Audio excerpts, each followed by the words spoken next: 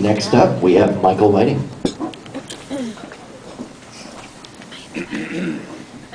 Thank you.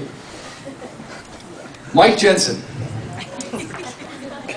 Mike Jensen is a man of vision. Let me explain to you why Mike Jensen is a man of vision.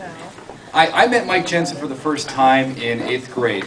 I didn't really know the extent of his visionary qualities until the end of 8th grade.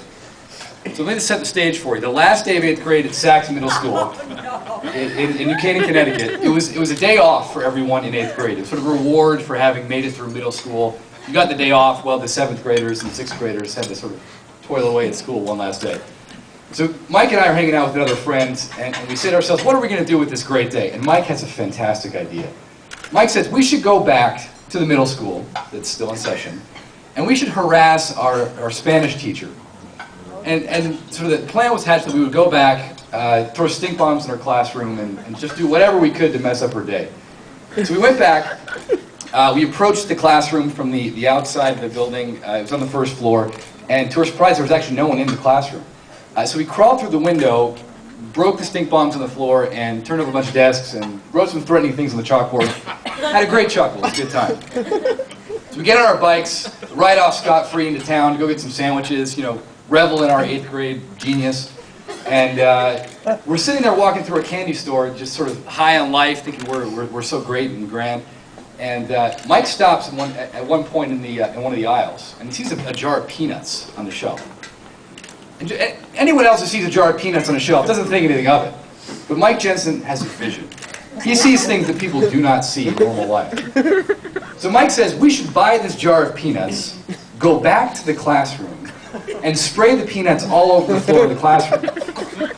So our other friend and myself look at each other and say, wow, I never would have thought of that. That's a great idea. So sure enough, we bought the peanuts, rode our bikes back to the middle school, and as we approached the same window we went through before, we see the class is now in session. So some 7th grade class is now in session. So again, any normal person seeing that scenario would say, all right, well, we've had our fun, but the jig is up. People are in the class. We'll get caught if we do anything, so let's take off. So me and our other friend sort of turned to walk away, but not Mike. Mike's got a vision. So out of the corner of our eye, we see Mike. He sort of walks up to the window, goes in full view of the class. The teacher's standing right there. The entire class is watching. Everyone sort of stops in their track in their words. Mike opens the jar of peanuts and starts throwing them basically in the teacher's face through the classroom window. And my friend and myself just sort of pause and say, did he just do that? And we all bolt. Through a series of events, we end up back at the Jensen home. Liz sort of took her whip out and took us back to the middle school. The middle school figured out that it was us through actually my fault. I won't go into how that happened. So we went back, and they held sort of a on-the-spot tribunal. The principal's there, assistant principal, our parents all come in. I am terrified. I can barely contain myself. And they passed judgment on us, and they said our punishment is going to be that based on the mess that we made, our punishment was we would be janitors for a week in the middle school. I was crestfallen. I didn't know if this was going on my permanent record. I was terrified. And out the corner of my eye, I see Jensen sort of smirking. And Jensen blurts out in the middle of this very serious tribunal, our parents there saying, what's going to happen to our kids? Are they going to get to college? This is going to go on their permanent records. Jensen blurts out, that's awesome! That's going to be so much fun! And the principal almost, you can see like a vein in his head just burst out of his forehead.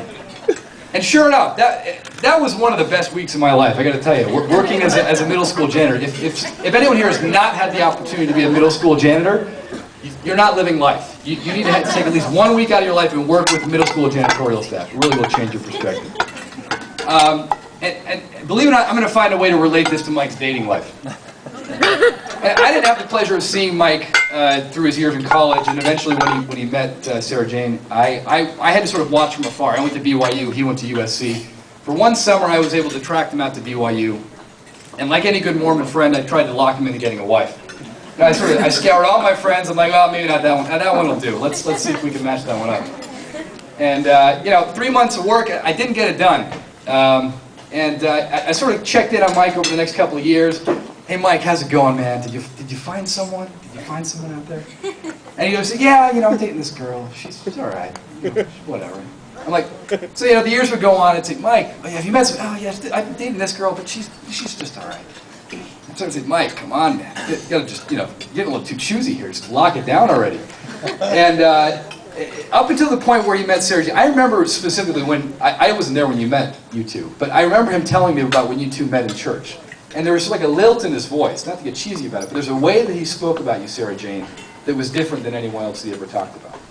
And as time went on, every time I talked to him, you know, and I had the pleasure of meeting you on a business trip or two, and which Sarah Jane doesn't think was the best representation of her personality, but I thought she was great. And anyway, there was always something different about how Mike approached Sarah Jane. And from the get-go, I could tell that he had a bigger picture vision of what they could be. And that is a quality, if you can carry that on, Mike, you two as a couple, keep in mind always the bigger picture. When the janitorial work of life comes along, and it will, there is always a bigger picture. And I know you saw it with Sarah Jane, and I know you two have a tremendous future together. And I wish you nothing but the best. And I want to say, Mike, I love you like a brother. I want to thank you so much for the wonderful experiences we've had together. I'd like to thank the Jensen family as well. I think back to Game 6 in the Bronx, John Wetland closing out the Braves.